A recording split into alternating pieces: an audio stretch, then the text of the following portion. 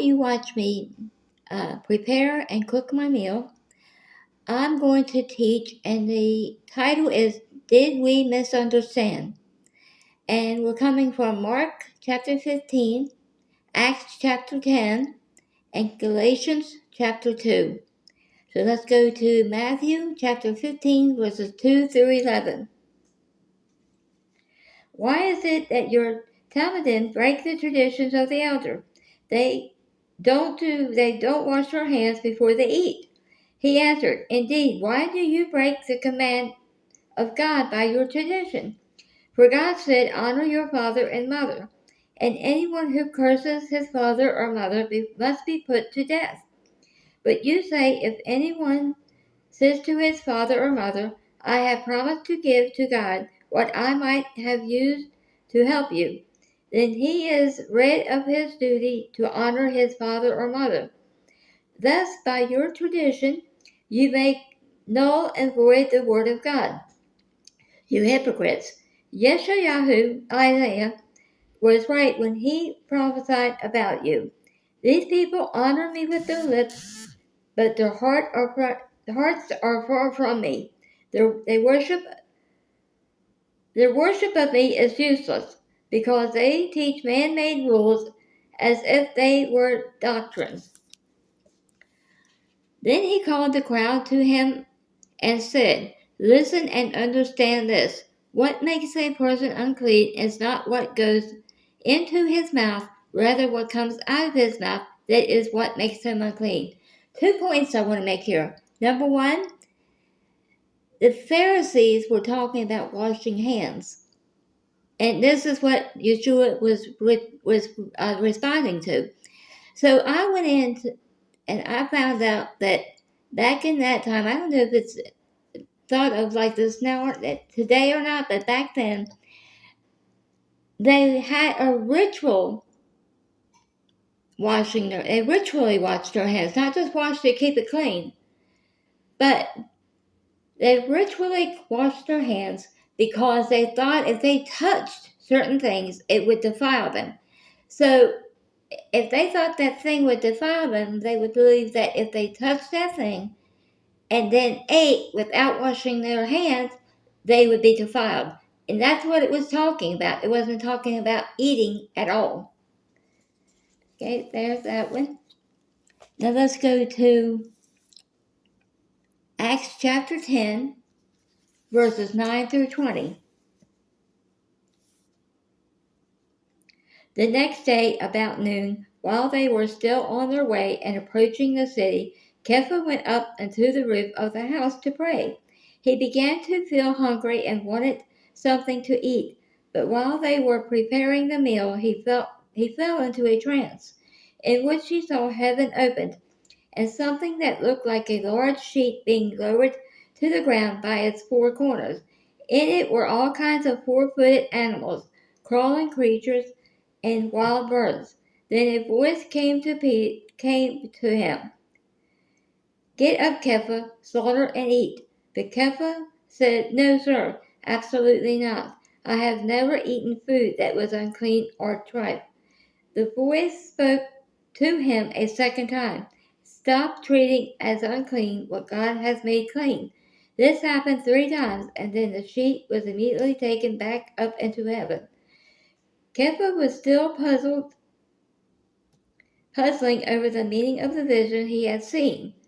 See, this is Peter. See, he didn't automatically think that it was about food, because he was still trying to figure out the interpretation of it. Now, if this was straightforward about food, he would have caught on. He would have known that. When the men Cornelius had sent, having inquired for Shimon's house, stood at the gate and called out to ask if the Shimon known as Kepha was staying there. While Kepha's mind was still on the vision, the Spirit said, 3 men are looking for you. Get up, go downstairs, and have no misgivings about going with them, because I myself have sent them. Now the guys that came were Gentiles. Cornelius was a Gentile, but he was faithful to God. And the Lord was sending Peter with them to Cornelius. And he was telling them, don't reject Cornelius and his friends because I have sent them for you. Because he has already accepted Cornelius. He has already claimed Cornelius as one of his own. And he was letting Peter know that. It had nothing to do with food. Now let's go to Acts chapter 10, 28, and Galatians chapter 2, 11 through 14 is going to go together. So let's go to Acts chapter 10, verse 28. He said to them, this also goes back to Acts chapter 10, verses 9 through 20. So it can go with both of them. He said to them, you are all well aware that for a man who is a Jew to have close associations with someone who belongs to another people or to come and visit them is something that just isn't done. But God has shown me not to call any person common or unclean.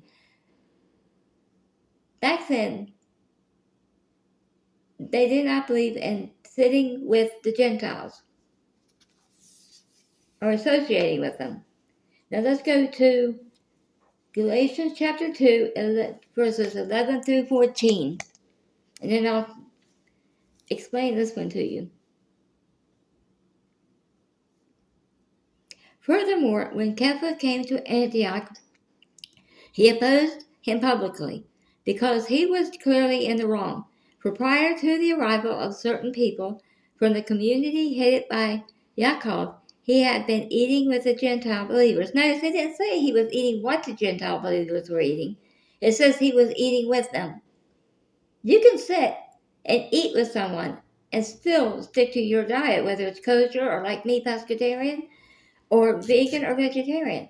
You don't necessarily have to eat what they are eating just because you sit at the same table they do.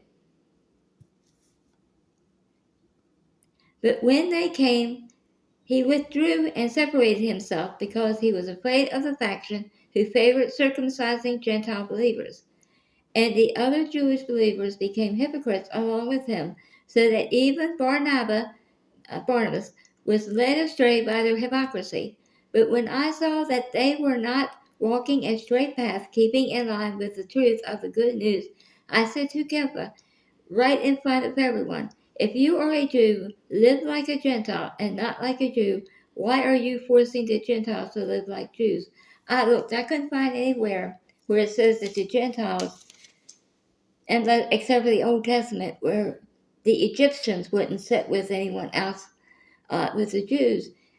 But I have not found anywhere where it says that the Gentiles was taught not to sit with other groups, like with Gentiles, with Jews, as to where the Jews were taught.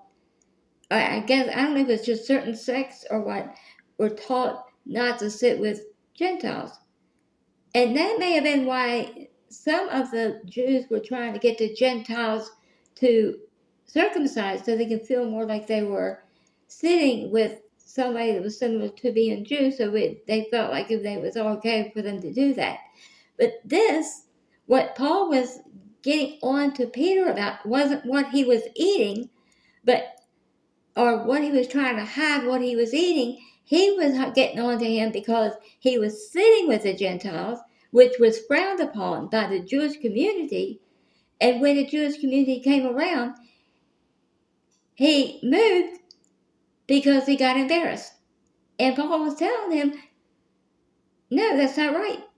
If you're going to sit with the Gentiles like you're just another Gentile, and not thinking nothing wrong about it because you're Jewish, but thinking it's okay because they are accepted into God's kingdom, you should let people know that. Just do it in front of people. Don't be a hypocrite about it. So that also was not about food. So that's what I have to teach about that. I'm going to, I always say, look, search it. I always say, read the word for yourself, study it.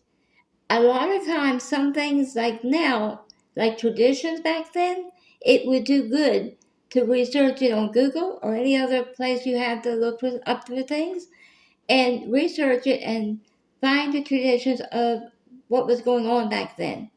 Um, but study this word for yourself. Research traditions of of Jewish and Gentiles back then, and get a better look into this.